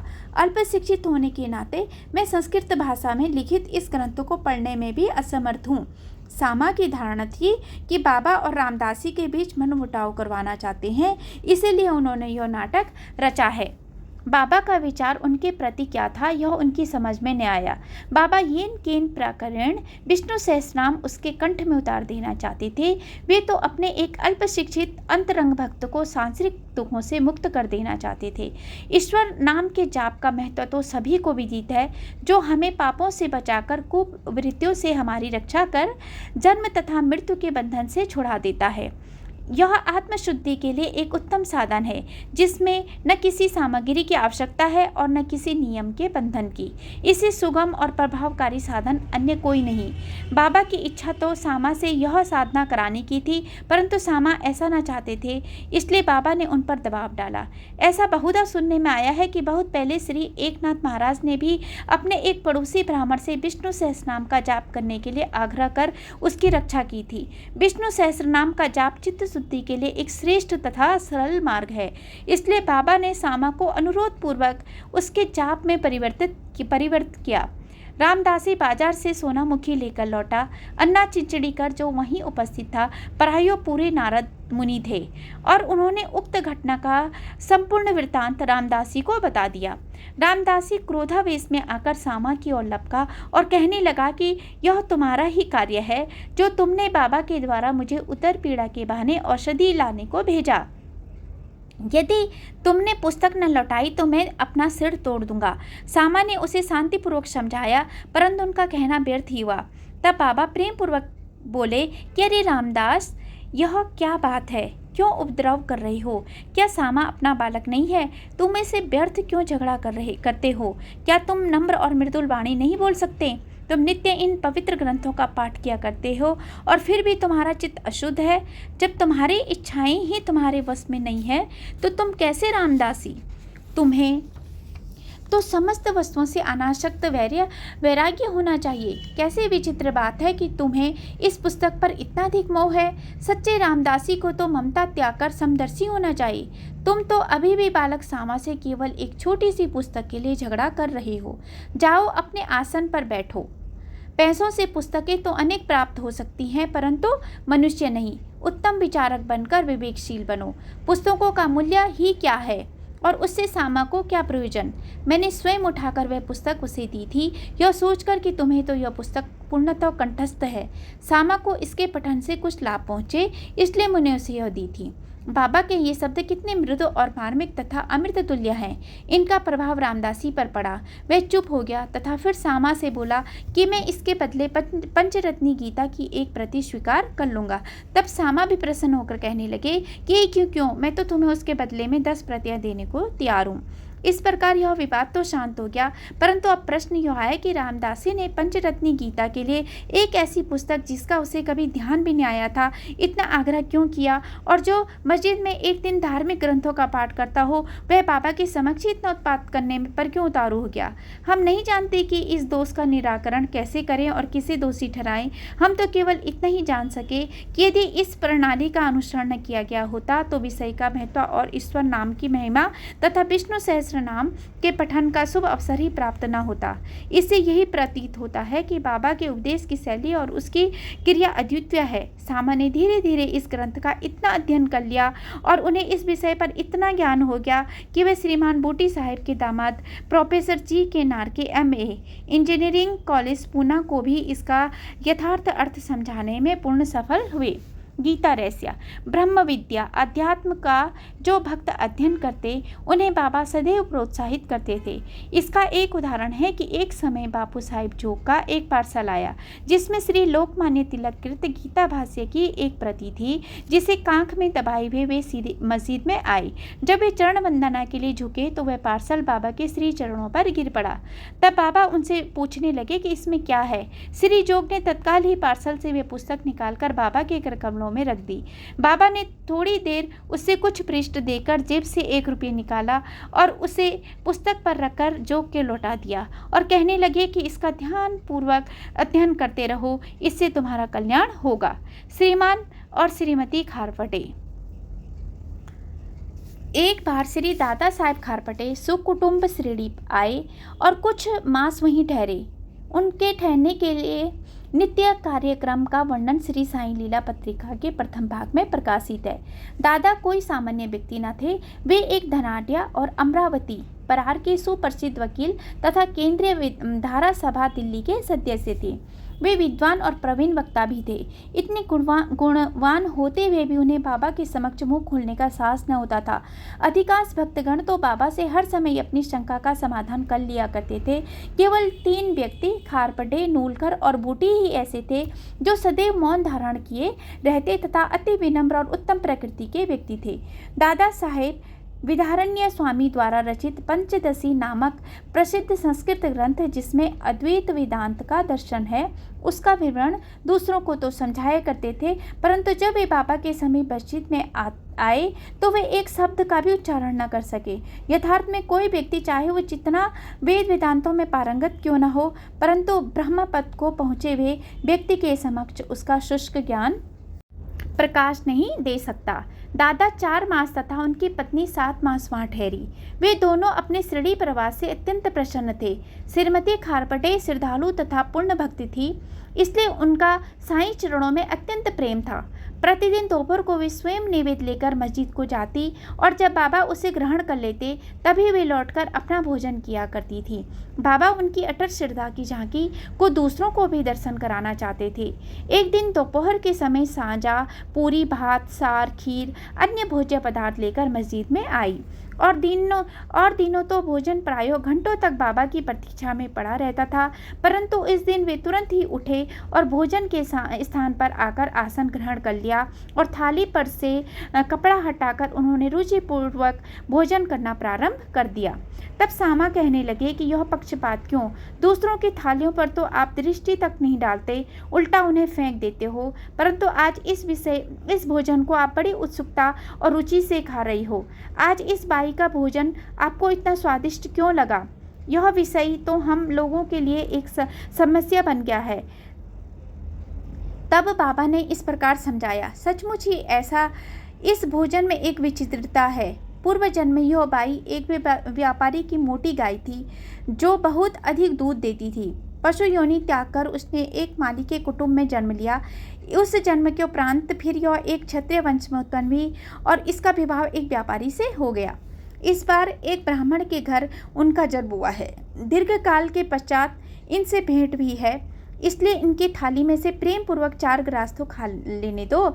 ऐसा कहकर बाबा ने भरपेट भोजन किया और फिर हाथ मुंह धोकर और तृप्ति की 4-5 डकारें लेकर वे अपने आसन पर पुनः विराजे। फिर श्रीमती खारपटे ने बाबा को नमन किया और उनके पास सेवन करने लगी। बाबा उनसे वार्तालाप करने लगे और साथ साथ उनके हाथ भी दबाने लगे। इस प्रकार परस्पर सेवा करते देख श्यामा मुस्कुराने लगा और बोला कि देखो तो यह एक अद्भुत दृश्य है कि भगवान और भक्त एक दूसरे की सेवा कर रहे हैं। उनकी सच्ची लगन देखकर बाबा अत्यंत कोमल तथा मृदु शब्दों में अपने श्रीमुख से कहने लगे कि अब सदैव राजा राम का जाप किया करो, और यदि तुमने इसका अभ्यास क्रमबद्ध कर लिया तो तुम्हें अपने जीवन का ध्येय की प्राप्ति हो जाएगी। तुम्हें पूर्ण शांति प्राप्त होकर अत्यधिक लाभ होगा। आध्यात्मिक विषयों से अपरिचित व्यक्तियों के लिए यह घटना साधारण सी प्रतीत होगी, परंतु शास्त्रीय भाषा में यह शक्तिपात के नाम से विदित है, अर्थात गुरु द्वारा शिष्य में शक्ति संचार करना। बाबा के वे शब्द कितने शक्तिशाली और प्रभावकारी थे, जो एक क्षण में ही हृदय कमल में प्रवेश कर गए और वह अंकुरित हो उठे। यह घटना गुरु शिष्य संबंध के आदर्श का द्योतक है। गुरु शिष्य दोनों को एक दूसरे को अभिन्न जानकर प्रेम और सेवा करनी चाहिए, क्योंकि उन दोनों में कोई भेद नहीं है।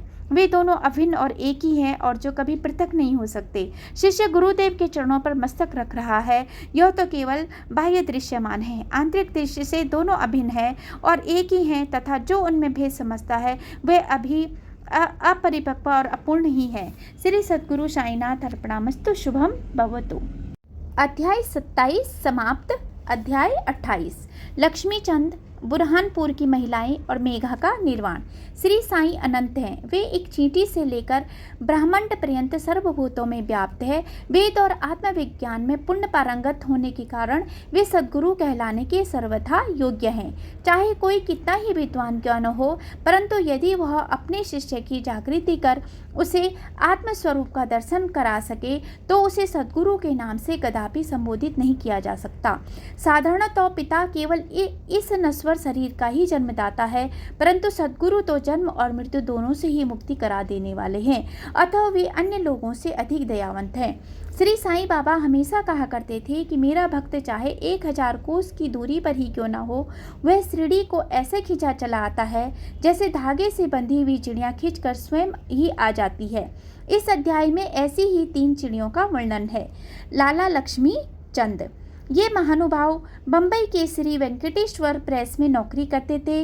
वहाँ से नौकरी छोड़कर वे रेलवे विभाग में आए और फिर वे Messrs Ralli Brothers and company में मुंशी का कार्य करने लगे।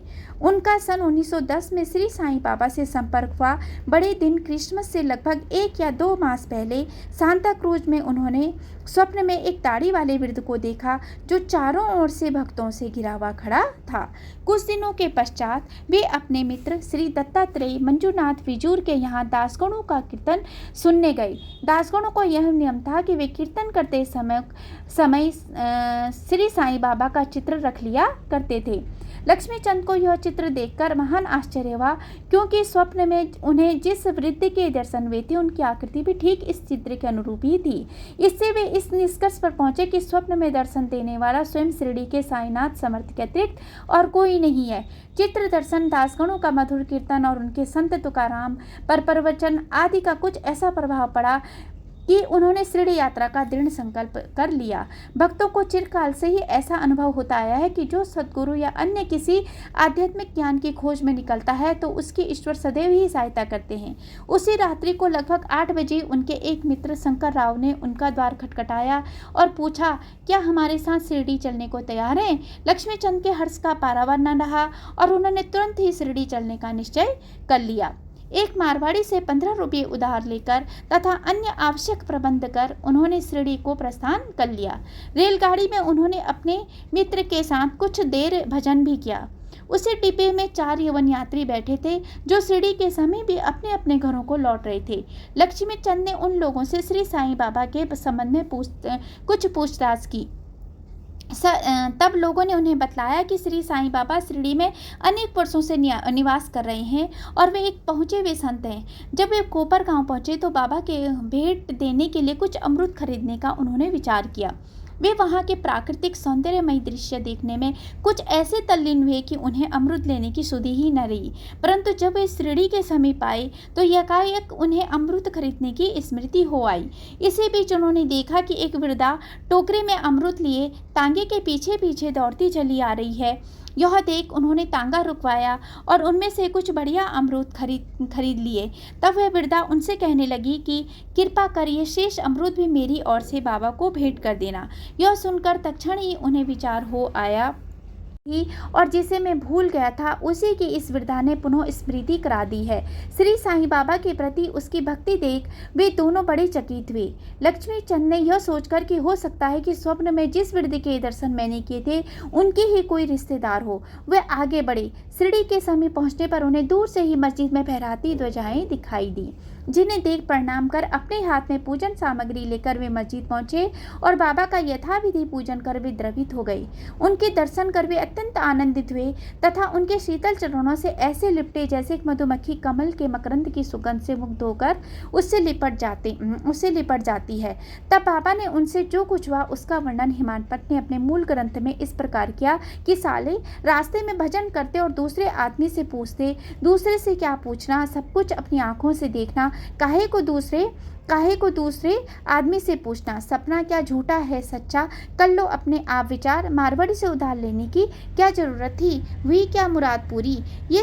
ये शब्द सुनकर उनकी सर्वव्यापकता पर लक्ष्मी चंद को बड़ा अचंभा हुआ। वे बड़े लज्जित हुए कि घर से शिरडी तक मार्ग में जो कुछ हुआ उसका उन्हें सब पता है। इसमें विशेष ध्यान देने योग्य बात केवल यही है कि बाबा यह नहीं चाहते थे कि उनके दर्शन के लिए कर्ज लिया जाए या तीर्थ यात्रा में छुट्टी मनाए। साझा उपमा। दोपहर के समय जब लक्ष्मीचंद भोजन को बैठे तो उन्हें एक भक्त ने साझे का प्रसाद ला कर दिया, जिसे पाकर वे बड़े प्रसन्न हुए। दूसरे दिन भी वे साझा की आशा लगाए बैठे रहे, परंतु किसी भक्त ने वह प्रसाद न दिया, जिसके लिए वे अति उत्सुक थे। तीसरे दिन दोपहर की आरती पर बापू साहेब जोग ने बाबा से पूछा कि नैवेद्य के लिए क्या बनाया जाए। तब बाबा ने उनसे साझा लाने को कहा। भक्तगण 2 बड़े बर्तनों में साझा भरकर ले आए। लक्ष्मीचंद को भूख भी अधिक लगी थी, साथ ही उनकी पीठ में भी दर्द था। बाबा ने लक्ष्मीचंद से कहा, हेमानपंत ने मूल ग्रंथ में इस प्रकार वर्णन किया है, तुमको भूख लगी है, अच्छा हुआ, कमर में भी दर्द है, लो अब साझे की ही करो दवा। उन्हें पुनः अचंभा हुआ कि मेरे मन के समस्त विचारों को उन्होंने जान लिया है, वस्तु तो वे सर्व ज्ञ है। कुदृष्टि। इसी यात्रा में एक बार उनको चावड़ी का जुलूस देखने का भी सौभाग्य प्राप्त हो गया। उस दिन बाबा कफ से अधिक पीड़ित थे। उन्हें विचार आया कि इस कफ का कारण शायद किसी की नजर लगी हो। दूसरे दिन प्रातःकाल जब बाबा मस्जिद को गए तो सामा से कहने लगे, कल जो मुझे कफ से पीड़ा हो रही थी उसका मुख्य कारण किसी की कुदृष्टि है। मुझे तो ऐसा प्रतीत होता है कि किसी की नजर लग गई है, इसलिए यह पीड़ा मुझे हुई है। लक्ष्मीचंद के मन में जो विचार उठ रहे थे वही बाबा ने भी कह दिए। बाबा की सूर्यज्ञता के अनेक प्रमाण तथा भक्तों के प्रति उनका स्नेह देखकर लक्ष्मीचंद बाबा के चरणों पर गिर पड़े और कहने लगे कि आपके प्रिय दर्शन से मेरे चित्त को बड़ी प्रसन्नता हुई है। मेरा मन आपके चरण कमल और भजनों में ही लगा रहे। आपके भवनाशक चरणों का स्मरण करते हुए मेरा जीवन आनंद से व्यतीत हो जाए, ऐसी मेरी आपसे विनम्र प्रार्थना है।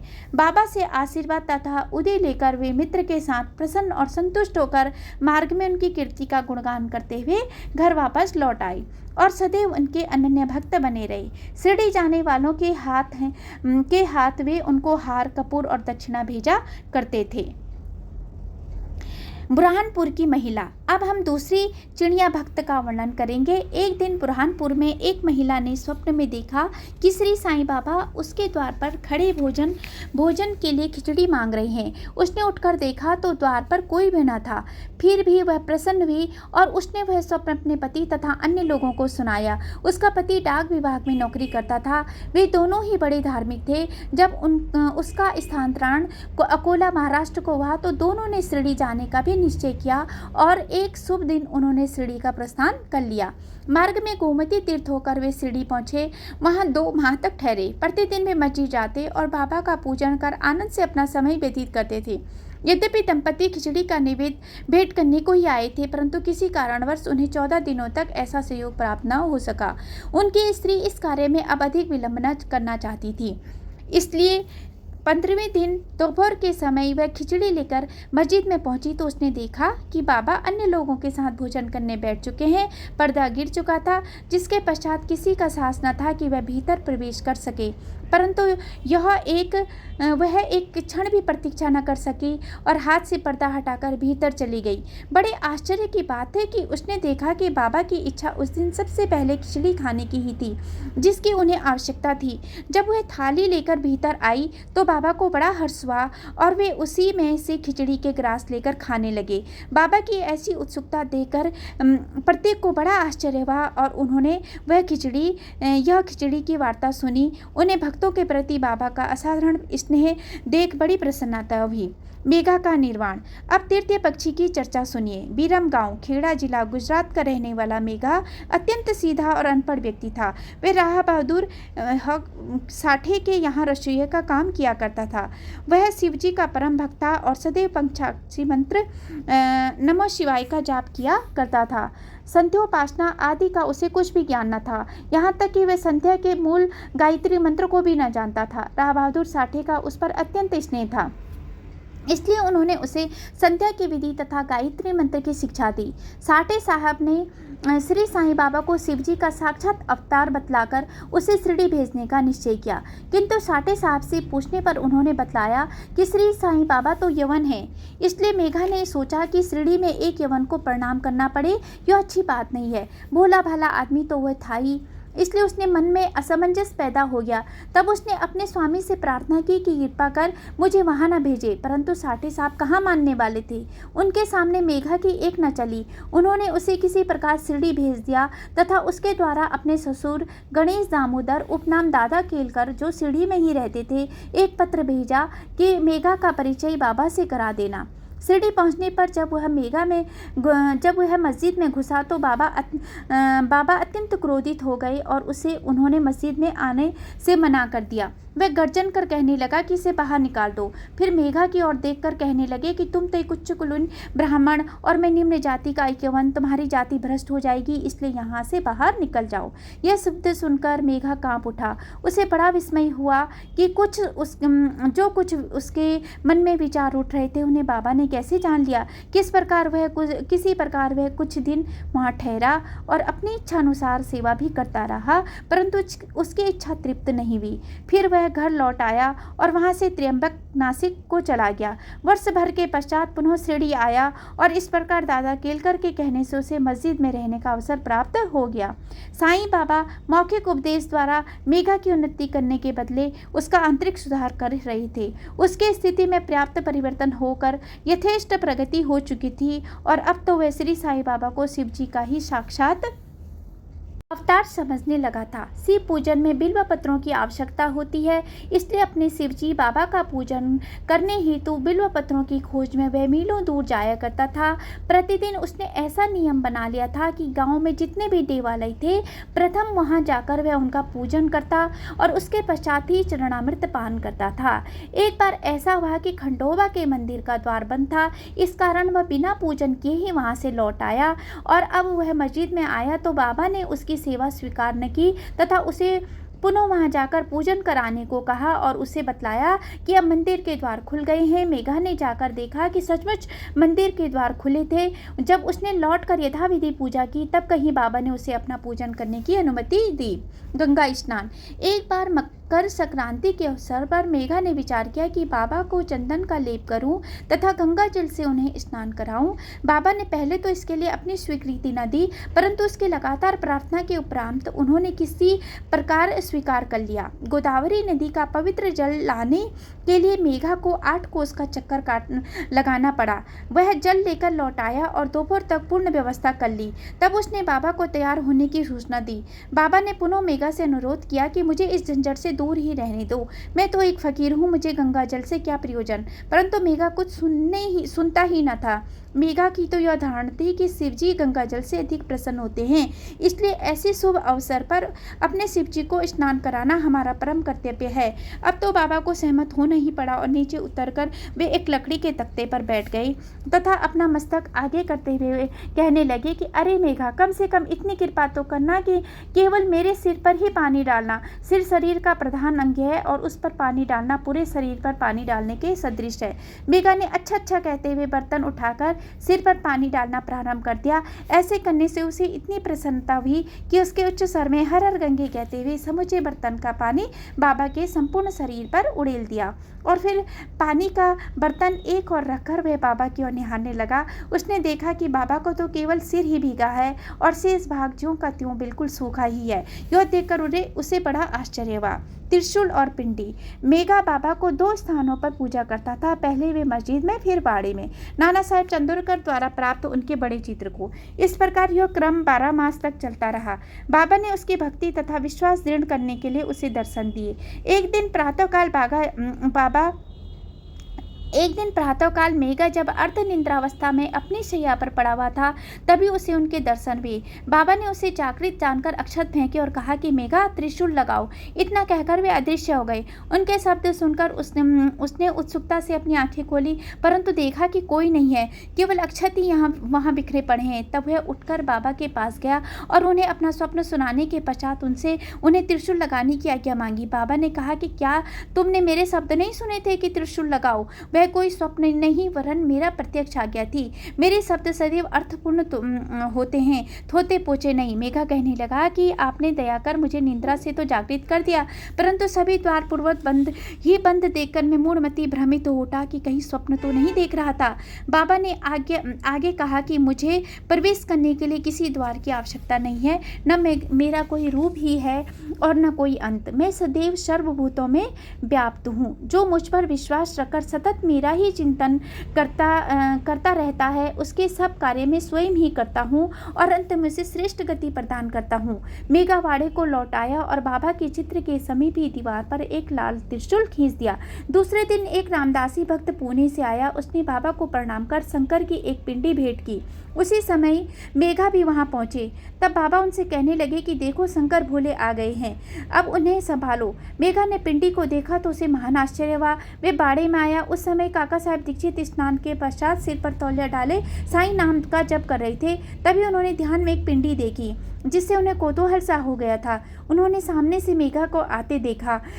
मेघा ने बाबा द्वारा प्रदत्त हुए पिंडी काका साहब दीक्षित को दिखाई। पिंडी ठीक वैसी ही थी जैसा कि उन्होंने कुछ घड़ी पूर्व ध्यान में देखी थी। कुछ दिनों में जब त्रिशूल का खींचना पूर्ण हो गया तो बाबा ने बड़े चित्र के पास, जिसका मेघा नित्य पूजन करता था, ही उस पिंडी की स्थापना कर दी। मेघा को शिव पूजन से बड़ा प्रेम था। त्रिपुंड खींचने का अवसर देकर तथा पिंडी की स्थापना कर बाबा ने उसका विश्वास दृढ़ कर दिया। इस प्रकार कई वर्षों तक लगातार दोपहर और संध्या को नियमित आरती तथा पूजा कर सन 1912 में मेघा परलोकवासी हो गई। बाबा ने उसके मृत शरीर पर अपना हाथ फेरते हुए कहा कि वह मेरा सच्चा भक्त था। फिर बाबा ने अपने ही खर्च से उसकी मृत्यु भोज ब्राह्मणों को दिए जाने की आज्ञा दी, जिसका पालन काका साहेब दीक्षित ने किया। श्री सद्गुरु साईनाथ अर्पणामस्तु। शुभम भवतु। सप्ताह परायण चतुर्थ विश्राम। ओम श्री साईनाथाय नमः। ओम श्री साईनाथाय नमः। जो श्रेणी में आएगा आप दूर भगाएगा, चढ़े समाधि की सीढ़ी पर, पैर तले दुख की पीढ़ी पर, त्याग शरीर चला जाऊंगा, भक्ति तो दौड़ा आऊंगा, मन में रखना दृढ़ विश्वास, करेंगे बाबा पूरी आस, मुझे सदा जीवित ही जानो, अनुभव करो सत्य पहचानो, मेरी शरण आँख खाली जाए, हो तो कोई मुझे बताए, जैसा भाव रहा जीवन का वैसा रूप हुआ मेरे मन का, भार तुम्हारा मुझ पर होगा, वचन न मेरा झूठा होगा, आशायता लो भरपूर, जो मांगा वो नहीं है दूर, मुझ में लीन वचन मन काया, उसका ऋण न कभी चुकाया, धन्य धन्य वो भक्त अनन्य, मेरी शरण तक जिसे न्यान्या। ओम श्री साईनाथाय नमः। ओम साई राम, जय साई राम, जय जय साई राम।